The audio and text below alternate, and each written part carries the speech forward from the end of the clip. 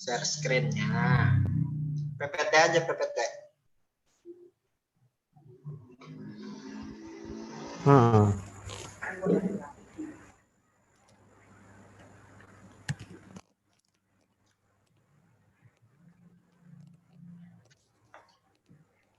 Let's go.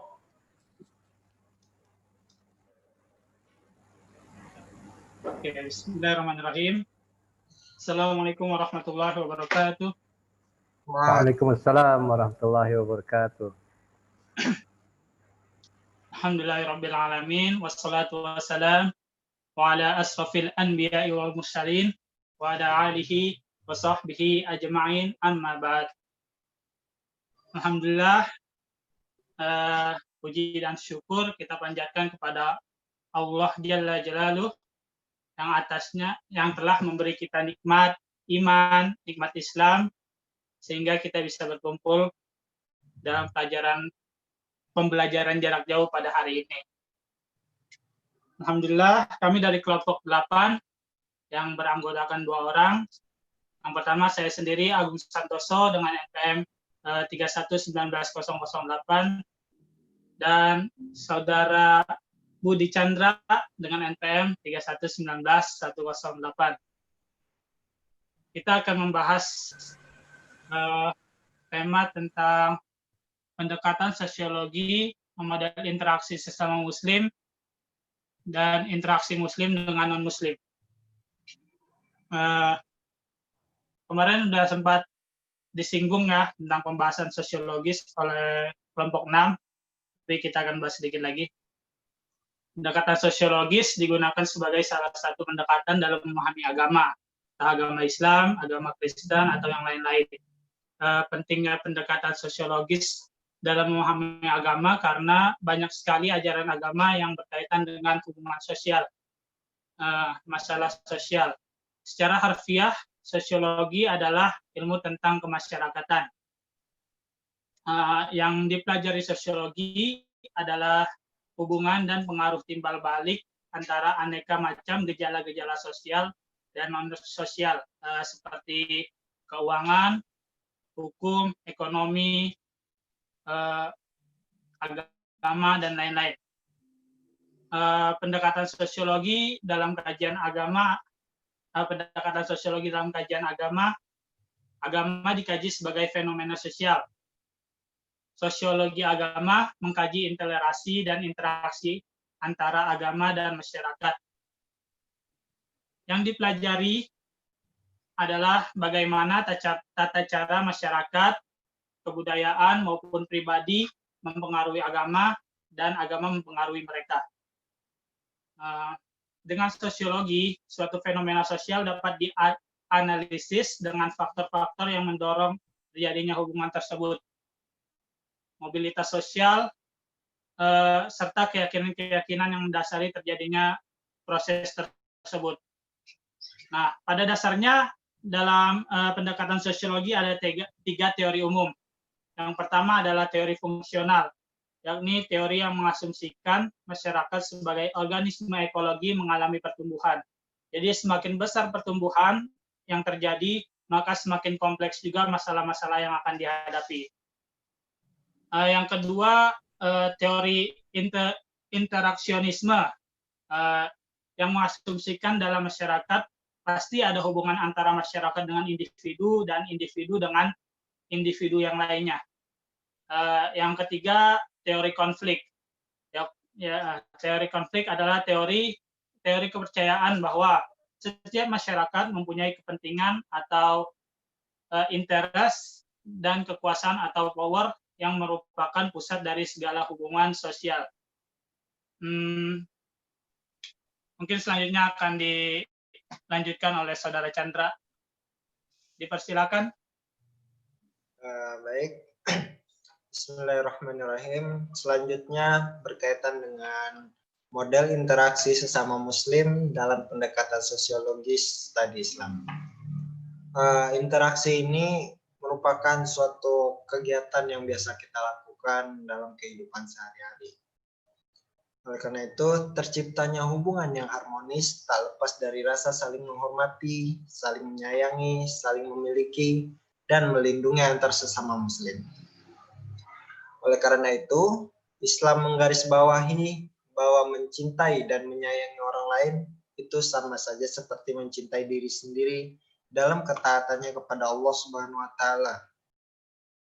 Dan mencintai orang lain itu sebagaimana mencintai diri sendiri adalah termasuk sebagian dari cabang keimanan.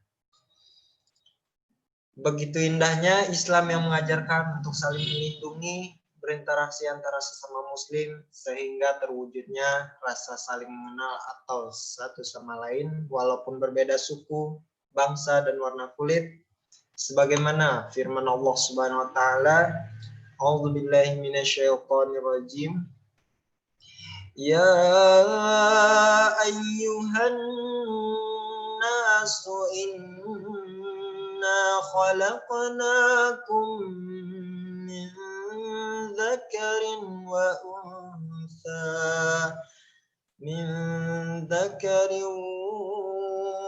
untha waj'alnakum syu'uban wa qabaila lita'arafu inna akramakum 'indallahi atqakum innallaha 'alimun khabir. Artinya, hai manusia, sesungguhnya kami menjadikanmu dari seorang laki-laki dan perempuan, dan menjadikanmu berbangsa-bangsa dan bersuku-suku supaya saling mengenal. Sesungguhnya orang mulia di antara kamu di sisi Allah Subhanahu wa taala adalah orang yang paling bertakwa. Sesungguhnya Allah lagi Maha mengetahui dan Maha mengenal. Nah, di dalam ayat ini dijelaskan bahwa Allah menciptakan laki-laki dan perempuan bersuku-suku berbangsa-bangsa, yaitu untuk saling mengenal. Bukan pembenaran terhadap semua agama yang bisa disebut pluralisme, karena pluralisme ini agama bertentangan secara total dengan akidah Islam, sebab mengakui bahwa semua agama adalah benar. Sebaliknya dalam pandangan Islam bahwa agama satu-satunya yang benar dalam sisi Allah hanyalah Islam. Selanjutnya aturan-aturan Allah dalam hubungan antara sesama muslim, yaitu yang pertama adalah kembali kepada tali agama Allah Subhanahu wa taala. Seberapa besar pun masalah yang kita hadapi dan harus diselesaikan, maka hendaknya kita kembalikan kepada Allah Subhanahu wa taala.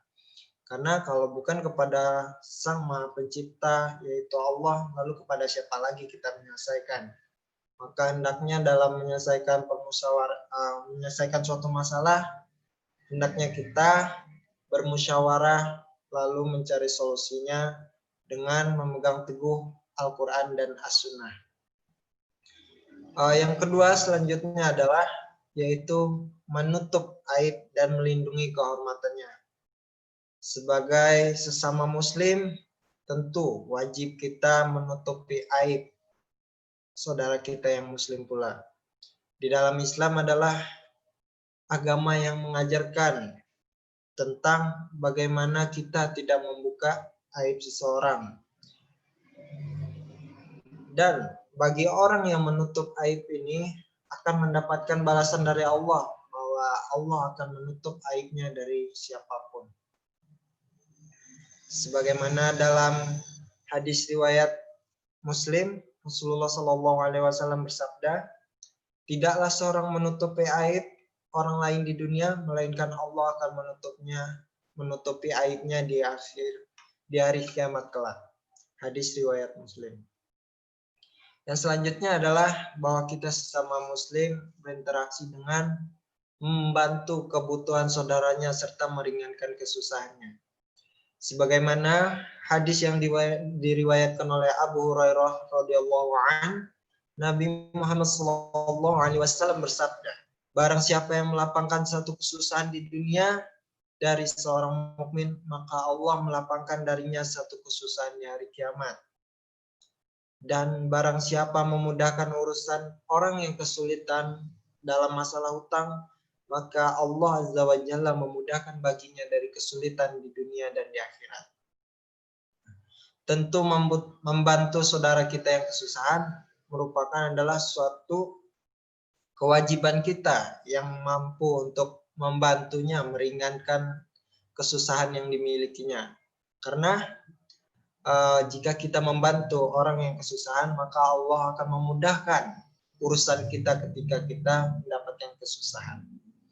Selanjutnya, melindungi harta dan darah kaum muslimin. Menjaga harta, jiwa, dan darah kaum muslimin merupakan tanggung jawab kaum muslimin sesama muslim, saling bersaudara, untuk selalu menjaga dan menumbuhkan rasa ukhuwah Islamiyah di antara umat Islam.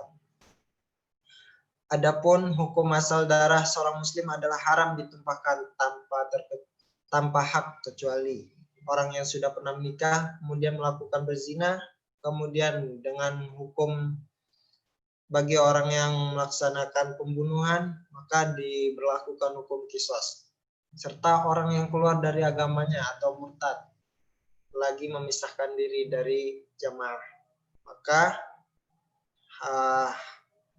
darahnya itu bukan lagi haram di kalangan orang Islam. Selanjutnya yang kelima yaitu saling nasihat-menasihati. Dalam pergaulan dengan sesama muslim dibutuhkan sikap saling menyadarkan dan saling menasihati sebagaimana yang dijelaskan di dalam Al-Qur'an. Dalam surat Al-Asr ayat 1-3 saya bacakan artinya saja. Demi masa, sesungguhnya manusia itu benar-benar dalam kerugian, kecuali orang-orang yang beriman dan mengajarkan amal soleh, dan nasihat-menasihati supaya mentaati kebenaran, dan saling menasihati dalam kesabaran. Maka tentu kita sebagai umat sesama muslim, perlu kita saling menasihati dalam kebenaran, serta dalam kesabaran. Selanjutnya yaitu selain kita berinteraksi antara dengan sesama muslim, kita juga berinteraksi dengan orang non-muslim. Nah, bagaimana model interaksi antara muslim dengan non-muslim dalam pendekatan sosiologi studi Islam? Selanjutnya, Islam adalah agama yang membawa misi rahmatan lil alamin. Oleh karena itu, ajaran banyak yang toleran atau penuh dengan tenggang rasa. Dengan hidup berbeda agama, berbeda keyakinan, maka tentu adalah kita bagaimana mampu untuk menjadi umat yang menjadi toleransi dan penuh dengan tenggang rasa. Mendorong kebebasan berpikir dan kemerdekaan berpendapat, serta menyerukan persaudaraan, saling membantu dan saling memperhatikan kepentingan masing-masing dan saling cinta antara sesama manusia. Dalam agama Islam juga memerintahkan kaum muslimin untuk menjalin hubungan yang baik dengan non-muslim, hidup berdampingan dengan damai di masyarakat.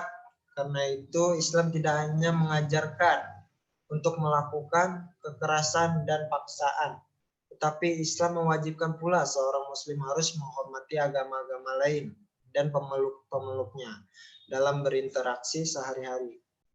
Hubungannya dalam kemasyarakatan non-muslim, Islam tidaklah sebagai agama yang menutup diri dengan komunitas lain, akan tetapi membuka diri dengan umat atau golongan yang berlainan agama selama tidak membahayakan eksistensinya. Berikut ada beberapa perkara yang termasuk disyariatkan bagi seorang muslim dalam berinteraksi dengan non-muslim. Di antaranya adalah yang pertama itu berdakwah ilallah. Artinya kita sebagai seorang muslim berinteraksi dengan orang non-muslim dengan cara berdakwah. Agar seorang muslim mengajak non-muslim untuk menyembah Allah dan menjelaskan kepadanya hakikat Islam. Jika memang hal itu memungkinkan baginya dan ia memang memiliki ilmu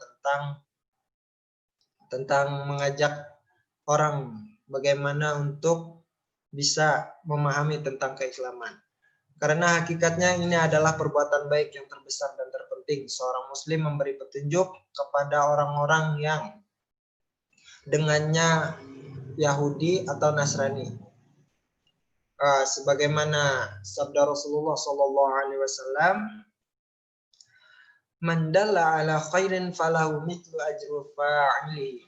Barang siapa yang menunjukkan kebaikan, maka ia mendapatkan ganjaran seperti pahala pelakunya.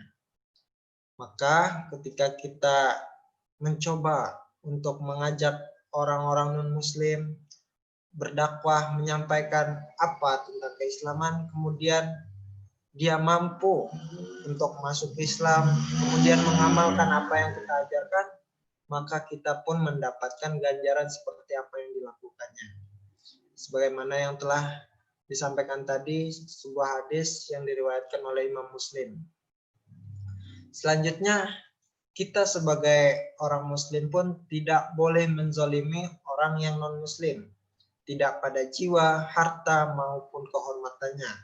Karena ia menunaikan hak kepada seorang muslim, maka tidak boleh seorang muslim menzaliminya.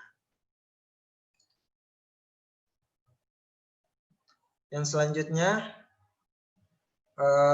bahwa seorang muslim tidak dilarang berinteraksi dengan non-muslim dalam masalah jual beli, sewa menyewa, atau dengan semisalnya. Sebuah hadis Rasulullah SAW pernah menjadi atau membeli sesuatu dari orang-orang kafir, para penyembah berhala, dan juga pernah membeli sesuatu dari orang Yahudi, sedangkan ini adalah bentuk muamalah. Jadi kita tidak dilarang untuk berinteraksi dalam berjual beli ataupun dalam hal keduniaan, selama tidak ada dalil yang melarangnya. Selanjutnya, yang keempat, tentang bagaimana kita dengan seorang non-muslim itu tidak boleh kita mengucapkan salam terlebih dahulu. Sebagaimana sabda Nabi SAW, "La tabda'ul yahud walan nasara bisalam." Janganlah kalian memulai mengucapkan salam kepada kaum Yahudi dan Nasara. Hadis ini diriwayatkan oleh Muslim dan dalam sahihnya. Jadi kita tidak boleh mengucapkan salam, serta kita juga ketika ada orang non-muslim mengucapkan salam, maka cukup kita menjawab waalaikum. Sebagaimana sabda Rasulullah SAW, "Iza salama alaikum ahlul kitab faqulu waalaikum." Jika seorang ahli kitab mengucapkan salam kepada kalian, maka cukup menjawab dengan waalaikum. Al-Quran juga menjelaskan berkaitan dengan hubungan kita sebagai umat muslim dengan non-muslim, bahwa kita tidak boleh memaksa seseorang untuk memasuki agama Islam. Karena sebagaimana firman Allah Subhanahu wa taala dalam surat Al-Baqarah ayat 256, saya bacakan artinya saja. Tidak ada paksaan dalam menganut agama Islam. Sesungguhnya telah jelas perbedaan antara jalan yang benar dengan jalan yang sesat. Barang siapa yang ingkar kepada Tauhid dan beriman kepada Allah, maka sesungguh dia telah berpegang teguh pada tali yang sangat kuat dan tidak akan putus. Allah Maha mendengar dan Allah Maha mengetahui. Jadi kita pun sebagai seorang muslim cukup hanya menyampaikan, bukan memaksa seseorang untuk masuk ke dalam Islam. Bahkan tugas Rasulullah SAW pun hanya menyampaikan apa yang dijadikan wahyu oleh Allah, yang diturunkan kepada Nabi Muhammad. Tugasnya hanyalah menyampaikan, bukan memaksa seseorang untuk mampu mengamalkan maupun bisa masuk ke dalam Islam. Mungkin ini saja yang dapat kami sampaikan dari kelompok kami. Kurang lebihnya mohon maaf.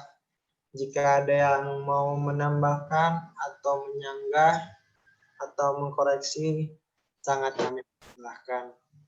Atau mau ada yang dipertanyakan, kami persilahkan.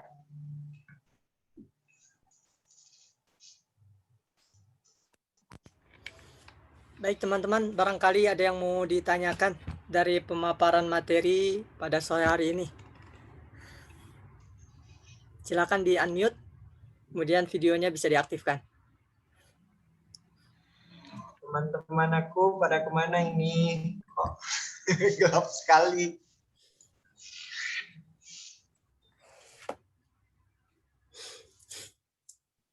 Monik tumben Mon, tutup video kamera.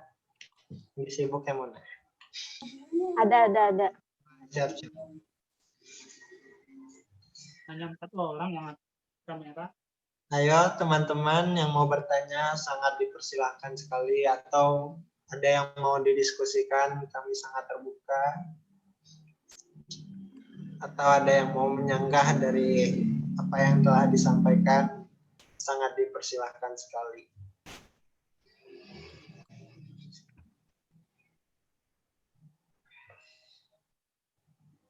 Yo, nanya-nanya sepi kali. Oke. Ayo, siapa yang mau nanya? Ayo. Silakan Ibnu. Agung mau nanya, Agung. Silakan Agung. Oke, coba dah. Coba sharing kita ya. Siap. Bismillahirrahmanirrahim. Di PPT saya ingin menukil sedikit. Ya, di situ bahwasanya salah satu sosiologis interaksi sesama muslim. Yang poin kedua yaitu menutupi aib dan melindunginya. Ya. Kehormatan, melindungi kehormatan. Nah, bagi sebagian maksud dari menutupi aib ini apakah termasuk kepada hal-hal yang sifatnya contoh ya, si A membicarakan karena kan ini merupakan untuk melindungi saudaranya, jadi dia menyampaikan aib yang tentu hal ini ditujukan untuk melindungi saudaranya. Ya, contoh saya punya kebiasaan yang tidak lazim, ya tidak lazim, tidak normal dan lain sebagainya. Ya, sehingga tentu hal itu bisa merugikan orang-orang di sekitar.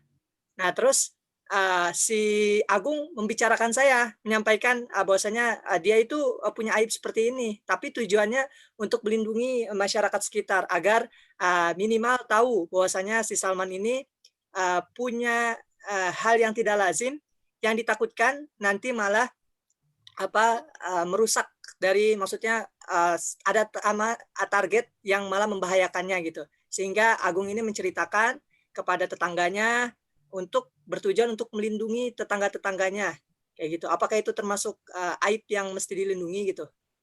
Contoh ya, saya kalau yang penyuka anak kecil apa tuh? Apa? Pedofil. Nah, kemudian si Agung ini menceritakan perihal itu kepada tetangga, tujuannya untuk melindungi, ini minimal tahu informasi seputar bahwasanya Salman ini seperti ini loh, kayak gitu. Nah, apakah itu termasuk kita mengumbarkan aib dari saudara kita gitu? Dan ini keadaannya saya ini seorang muslim gitu. Tuh, mungkin apakah itu termasuk tetap kita lindungi atau tidak?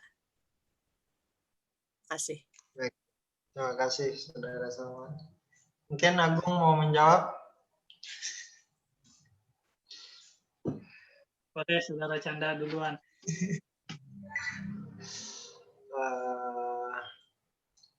Saya coba sedikit sharing juga ya. Yang pertama sih, aib seperti apa sih yang mesti kita tutupi kan? Yang mungkin yang dibicarakan Salman tadi, kita melihat gitu, kalau lebih mana besar madorotnya atau manfaatnya gitu. Seandainya kita menutup informasi berkaitan dengan hal tersebut gitu, apakah tidak membahayakan masyarakat sekitar atau gitu kan? Kalau seandainya tidak, langkah baiknya ya kita menutupi aib tersebut. Namun jika berpotensi besar gitu, akan terjadi hal-hal yang dapat menimbulkan kemadharatan, namun sebaiknya lebih baik diberitahukan kepada masyarakat dengan tujuan untuk tidak menjelek-jelekan, ini demi untuk keamanan masyarakat. Begitu sih kalau menurut yang bisa saya sampaikan. Atau mungkin ada tambahan dari yang lain?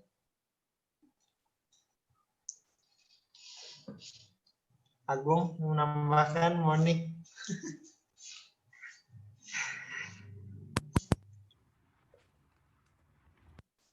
Saudara Kokoh mau menambahkan?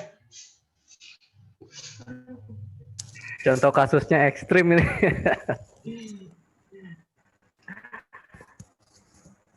Itu sharing aja ya.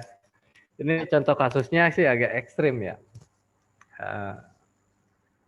Soalnya kalau berdasarkan pemahaman yang saya miliki, seburuk apapun aib yang dimiliki oleh seorang muslim itu harus ditutupi. Seperti apapun harus ditutupi. Cuma untuk contoh kasus dari Akhi Salman kan cukup ekstrim ini. Jadi kalau selama kasus itu belum terjadi, ya itu belum bisa kita expose gitu. Belum bisa kita diambil tindakan hukum gitu. Nah, yang jadi problematikanya itu adalah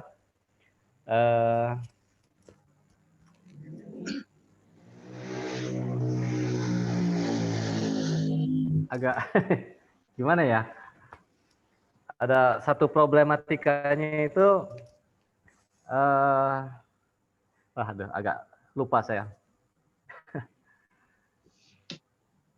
Jadi untuk sementara itu dulu, menurut saya seburuk apapun aib seorang muslim itu harus ditutupi, gitu. Seperti apapun gitu. Tapi kalau sudah ini problematikanya itu adalah bagaimana kita itu mengantisipasi kejadian itu gitu ya, jangan sampai terjadi gitu.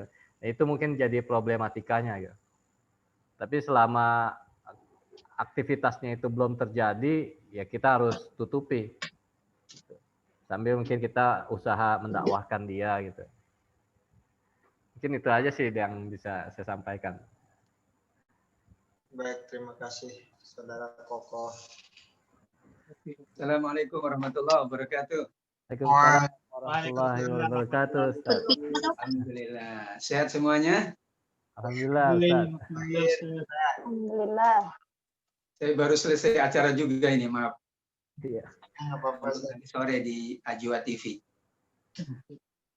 Ini settingan belakang masih saya pakai. Subhanallah. Silakan dilanjut, Mas Salman, sudah sampai mana nih? Lagi pertanyaan sih, Ustaz. Kalau penyampaian materi sudah. Tentang pendekatan histori. Pendekatan sosiologi melalui model interaksi sesama muslim dan non muslim, Ustaz. Wah, itu lewat saya waktunya ya.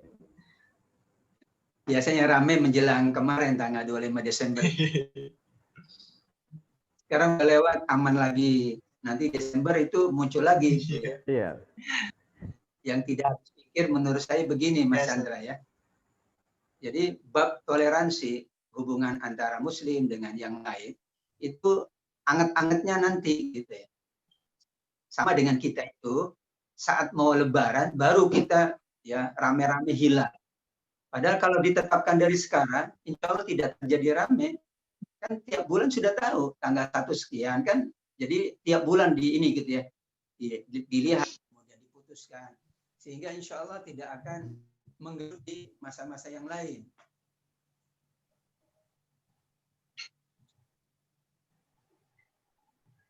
Nah, maaf ya tadi terganggu ada yang nelpon. Biasanya kan begitu. Ya. Kalau tidak disiapkan dari awal, sekarang teman-teman ada nggak panduan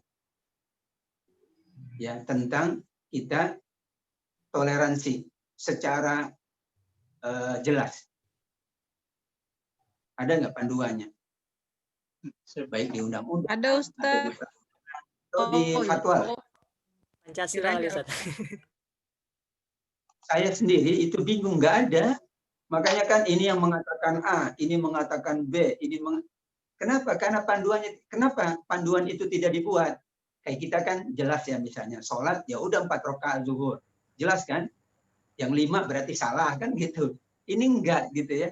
Sampai sekarang kan, bahkan jangankan untuk kita Indonesia, sampai dunia kira-kira ada enggak? Ya pernah kita mendapatkan tulisan inilah panduan. Yang pertama, umat Islam tidak boleh ini, umat yang lain tidak boleh ini. Kan enggak ada. Jadi dibiarkan mekanismenya kepada umat. Nah, kalau umatnya sudah dewasa, sudah matang, alhamdulillah. Tapi ada mereka yang tentang Islamnya saja umat Islam tidak ngerti gitu ya. Islam itu apa? Nggak ngerti. Bagaimana dia mengerti tentang agama yang lain? Jangan-jangan sama juga nih. Penganut agama lain tidak ngerti tentang agamanya, tidak ngerti tentang kita. Contohnya begini ya, Pak Naga dengan Mas Salman. Kan Pak Naga harus mengenal betul Mas Salman itu siapa, sehingga nanti sikapnya bagus. Sama Mas Salman harus kenal betul, kenal dirinya dan kenal Pak Naga. Ini Pak Naga tidak kenal Mas Salman tidak kenal Pak Naga. Gimana kira-kira?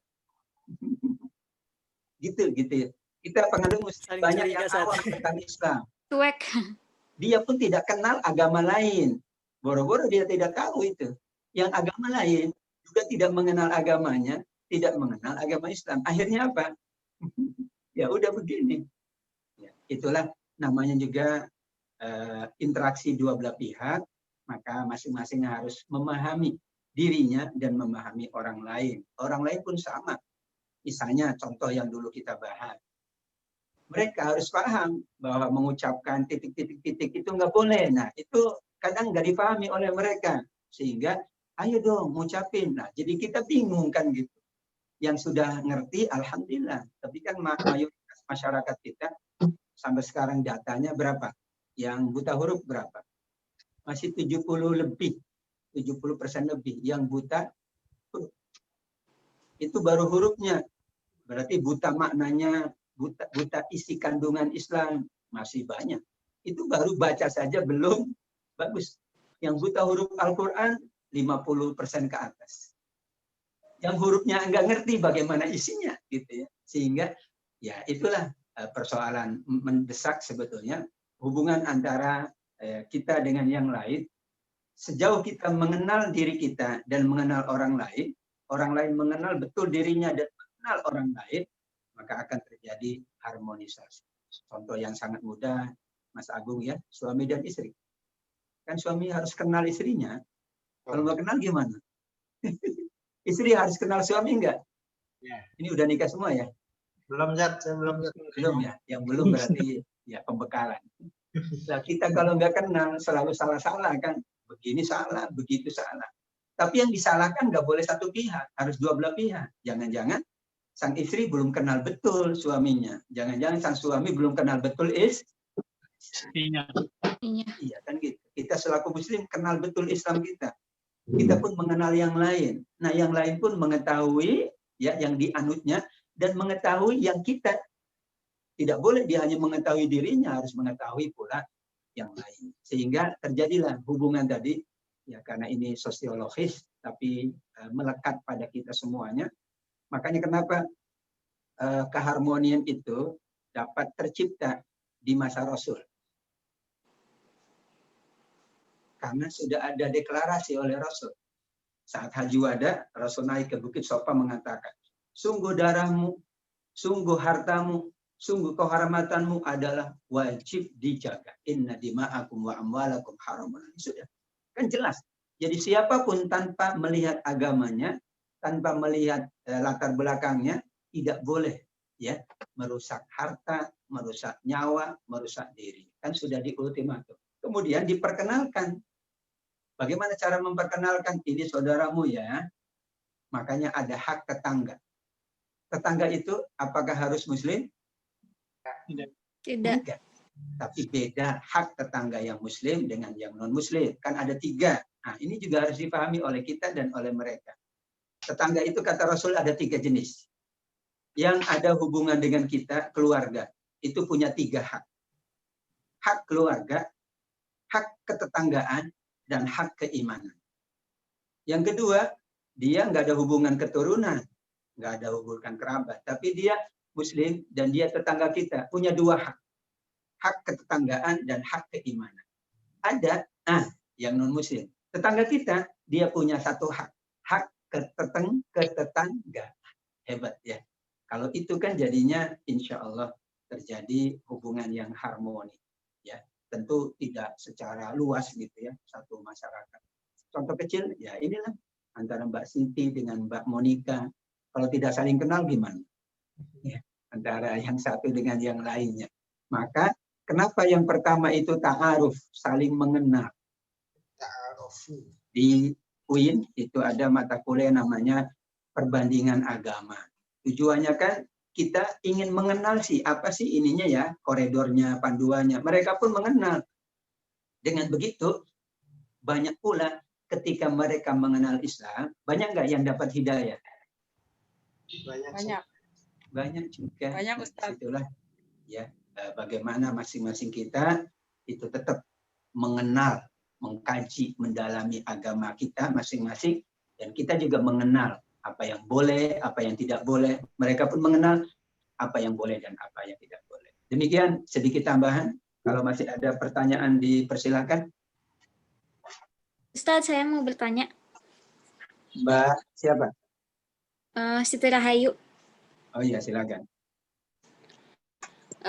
Ustadz, apakah untuk menjalin keharmonisan dengan siapapun, kita perlu mengenal diri kita sendiri dulu dibanding kita mengenal orang lain?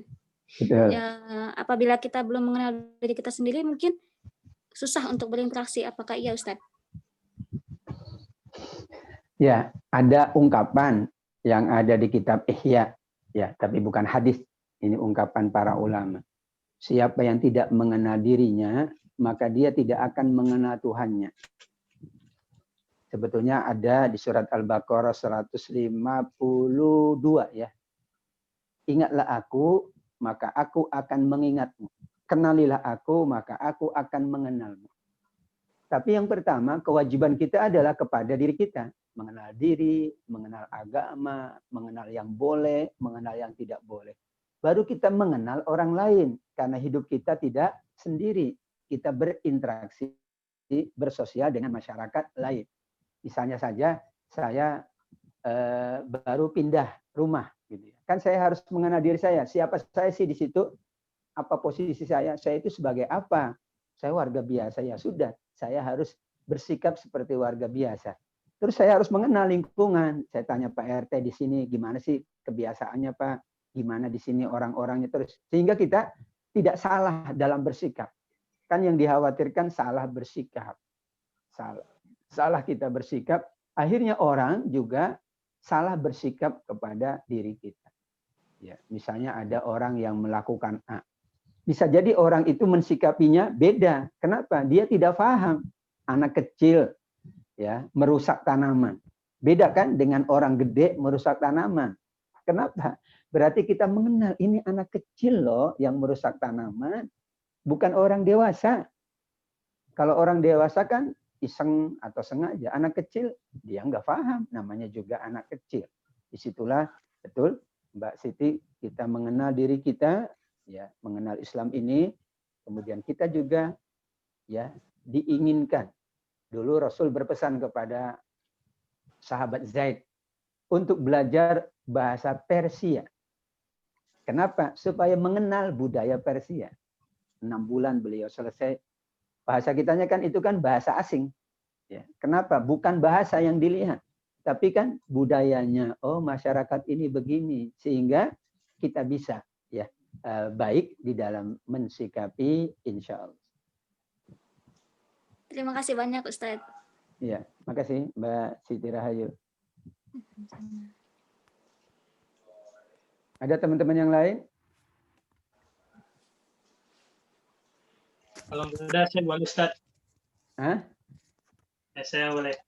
Nah, belakangan ini di media sosial tuh udah apa? Banyak tuh yang mengakui bahwa dirinya LGBT, Ustaz. Nggak malu lagi dia udah ngakui di media sosial tuh. Itu gimana? Contoh ya, misal aja nih, kalau salah satunya itu teman kita, teman dekat kita, apa yang harus kita sikapi, Ustaz? Ya. Bedakan antara perilaku dengan orangnya. Tetap orang itu baik dan punya potensi untuk baik. Yakin. Siapa yang nyangka Umar itu akhirnya menjadi orang yang sangat mulia, Umar bin Khattab.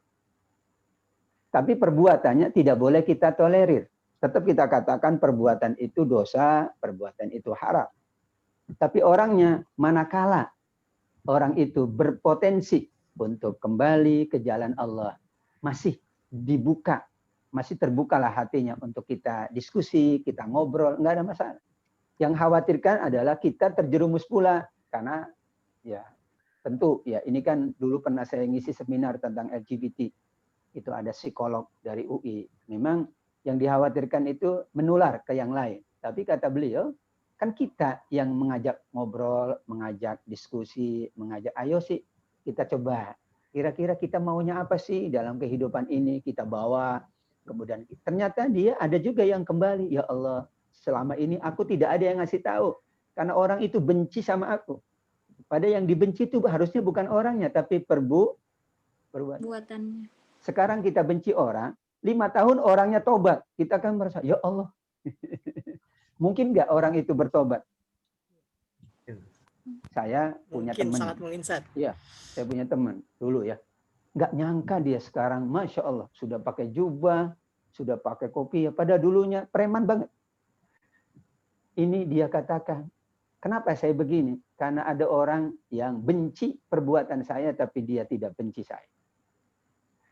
Bedakan antara membenci perbuatan. Al-hubbu fillah wal bughdu fillah. Dalam hadis Abu Daud, kita wajib membenci perbuatan loh. Tapi orangnya nanti dulu. Kenapa? Karena masih ada peluang orang itu bertaubat. Melainkan dia sudah nutup, dia pokoknya ya kemudian tidak mau bergaul dengan kita. Pokoknya jangan ikut campur ya. Ya sudah kalau dia katakan itu. Atau dia memang keras gitu ya. Tidak mau, Mas ngobrol yuk. Nggak mau malah. Ya sudah. Jadi selama masih ada peluang, insya Allah ya Mas Agung kita bisa ngobrol, bisa diskusi. Kalau kita tidak mampu, kita bisa bawa teman kita itu ke psikolog, ke orang yang ngerti, insya Allah. Karena tujuan kita apa? Kita ingin banyak orang yang bertobat dari kemaksiatan. Kan itu tujuannya mulia. Ya, dan kita mendapatkan pahala besar kalau sampai ada orang yang bertobat karena kita atau menjadi lantarannya. Kalau kita tidak mampu, insya Allah ada orang yang siap membantu sehingga orang itu, apalagi teman kan kita pengen teman itu selamat kan, kecuali kita pengen teman kita celaka dunia akhirat, ya lain. Tapi kan kita pengen selamat, ya Allah Mas ngobrol yuk, ya atau makan, ya. Tapi maaf ya, kita ada orang lain nih ngobrolnya supaya enak. Nah, tentu waktunya dipilih yang bagus ya, keadaan dia. Kalau bisa dia berwudu dulu, setelah berwudu dia inilah beristighfar, bertobat, kan sudah jernih pikirannya, hatinya sudah bersih insya Allah. Gitu Mas Agung? Ya, syukran Ustaz. Afwan. Ustaz, saya mau nanya Ustaz.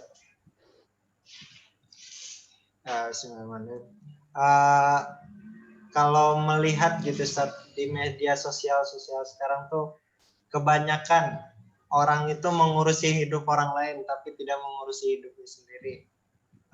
Artinya mohon maaf misalkan gitu ada perempuan berjilbab tapi masih joget-joget lalu dikomentari gitu kan.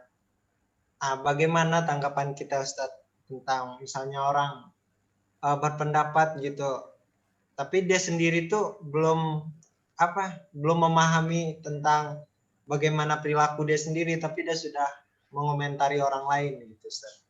Bagaimana kita menanggapinya gitu Ustadz? Tugas kita kan dua, Mas Chandra.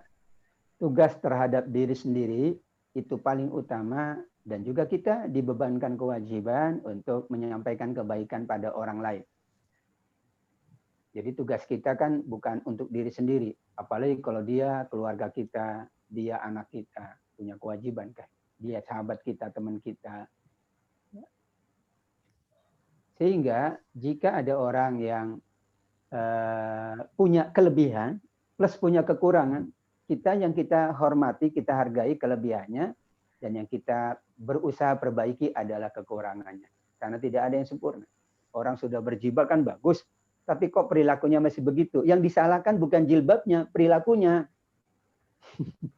Ada orang sholat kok masih, maaf, titik. Yang disalahin jangan sholatnya, tapi perbuatannya itu. Nah, sehingga kita bijaksana kan. Umumnya orang kan kalau sudah melihat orang itu salah, semuanya jadi salah. Nggak bisa kita. Itulah Rasul Sallallahu Alaihi Wasallam. Ya, ada orang yang kencing di masjid ya, nggak disalahin itu. Karena dia tahu orang ini belum tahu ya adab di masjid. Orang ini nggak kenal. Ya. Maka setelah diberitahu dia tidak akan mengulangi. Nah, untuk itu kita katakan semua kita pasti ada kelebihan dan kekurangan. Teman kita, sahabat kita, keluarga kita. Yang kita ambil kelebihannya. Kekurangannya ya kita sama-sama perbaiki, kita sempurnakan. Jadi orang berjilbab sudah bagus. Orang sholat bagus, orang infak bagus.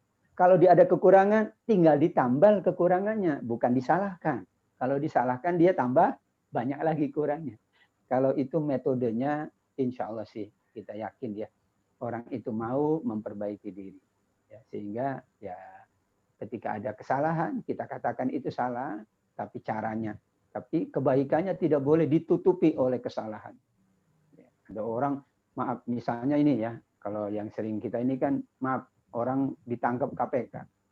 Itu yang disalah, yang ditangkap perbuatan ditangkapnya. Tapi kan dia punya keluarga, dia juga sholat, dan sebagainya. Misalnya, jangan digeneralisir. Karena siapa tahu, kita kan nggak tahu loh, saya juga nggak tahu. Apakah betul-betul dia hanya memperkaya diri, jangan-jangan bagi-bagi.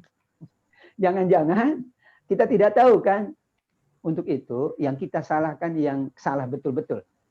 Yang kebaikannya jangan pula kita tutup-tutupi, karena itu berarti kita tidak bijak atau tidak proporsional dalam menilai orang. Wallahu alam, gitu Mas Chandra ya. Ya, Ustaz. Terima kasih Ustaz. Jazakallah.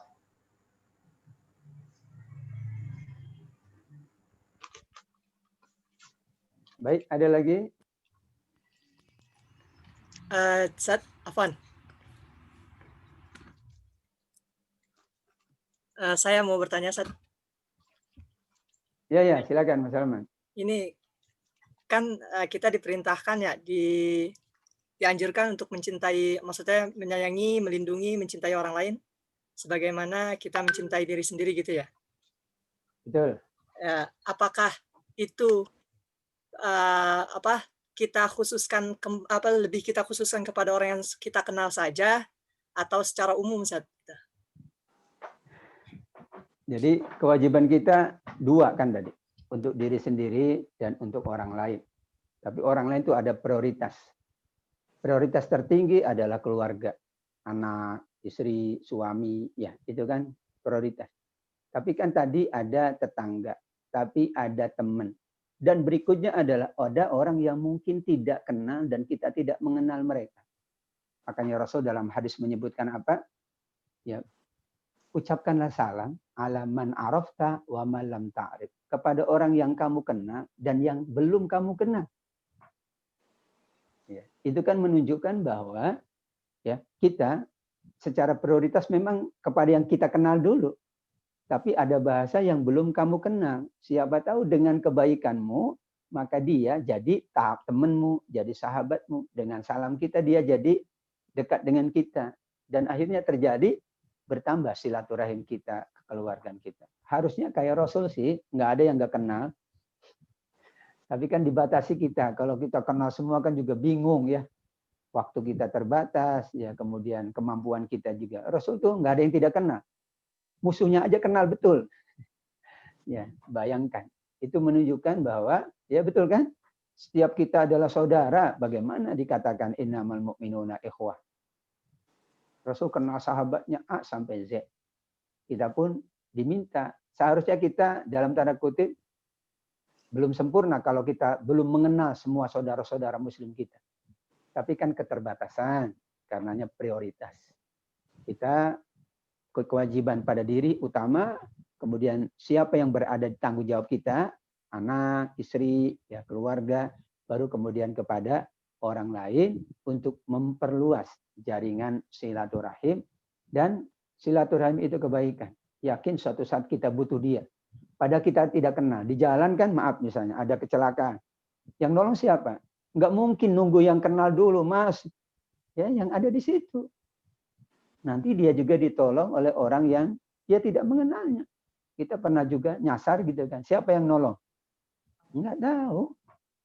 Tapi kan setelah itu kita jadi sadar, ya Allah, ini kan hamba Allah. Kalau orang baik itu insya Allah yang menolongnya juga ya tidak melihat ya siapa dia.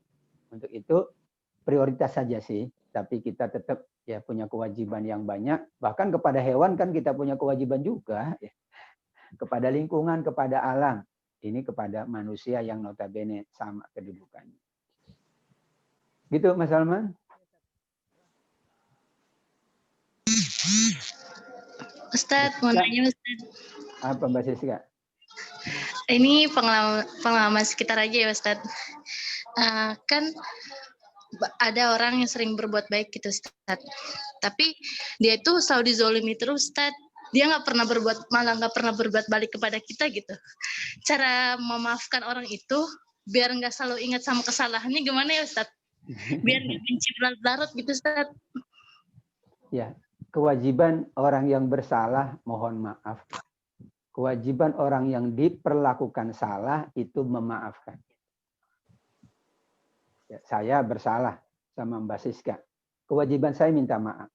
Mbak Siska kewajiban memaafkan. Kalau saya sudah minta maaf, Mbak Siska tidak memaafkan, ya nanti Mbak Siska diselesaikan di akhirat. Tapi kalau saya tidak minta maaf, saya diselesaikan di akhirat. Ya, sehingga jika kita ya punya kesalahan atau orang lain punya kesalahan, itu ada sahabat ya yang masuk surga karena tiap malam dia memaafkan semua saudara-saudaranya. Jadi ada sahabat Abdullah bin Umar kan, pengen tahu sih kata Rasul, ini sahabat calon penghuni surga, penasaran, datang ke rumahnya ibadahnya biasa. Tapi apa yang dia lakukan? Saya setiap malam memaafkan semua kesalahan saudara-saudaraku. Itu aja amal dia yang membedakan. Subhanallah. Jadi memaafkan itu wajib. Dan tadi bisa jadi dengan memaafkan itu menjadi pintu surga kita.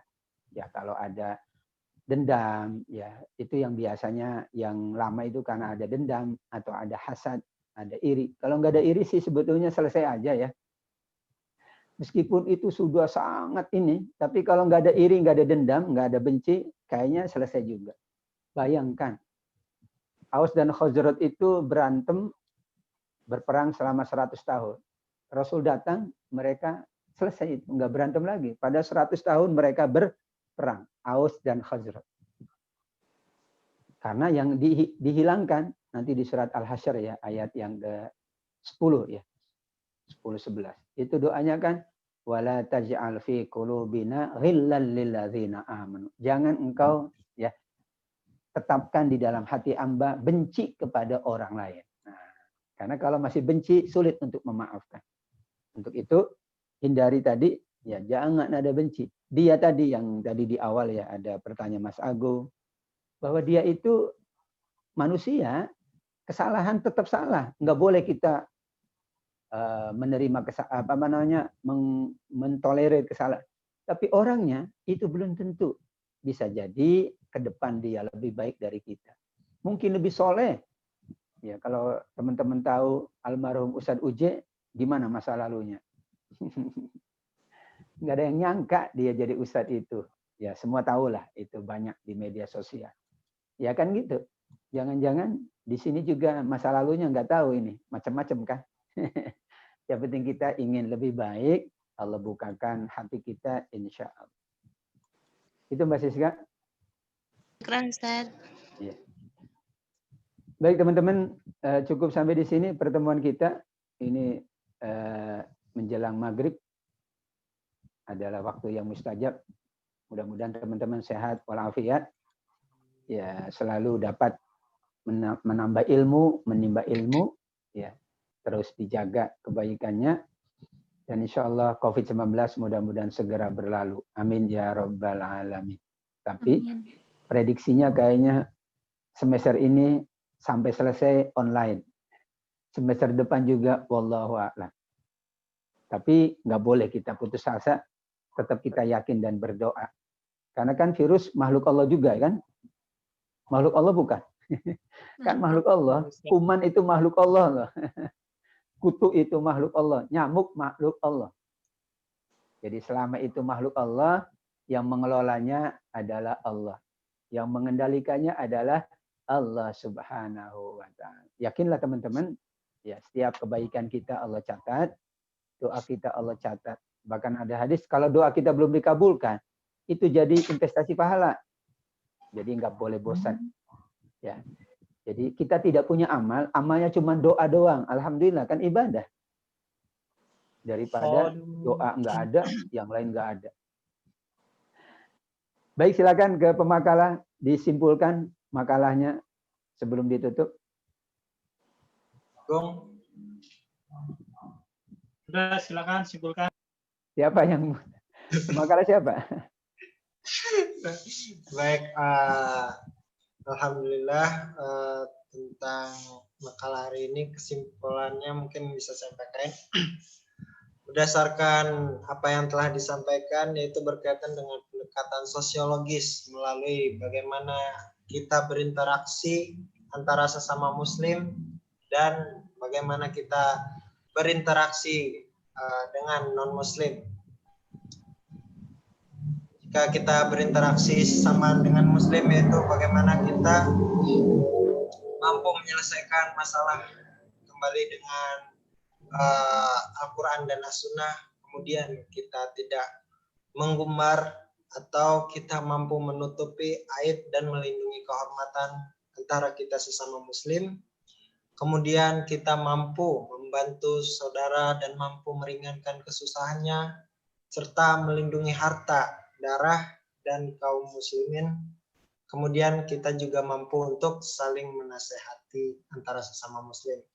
Begitu pula dengan kita berinteraksi dengan kepada sesama manusia, baik dengan kepada non-muslim, bahwa kita juga mampu untuk bisa berinteraksi, kita juga harus berdakwah kepada orang non-muslim, kemudian kita pun tidak boleh menzoliminya baik pada jiwa, harta maupun kehormatan. Kemudian kita tidak dilarang berinteraksi dengan non-muslim berkaitan dengan hal yang duniawi seperti dalam hal muamalah, yaitu jual beli atau dengan semisalnya. Kemudian yang selanjutnya yaitu bahwa kita kepada non-muslim tidak boleh mengucapkan salam terlebih dahulu.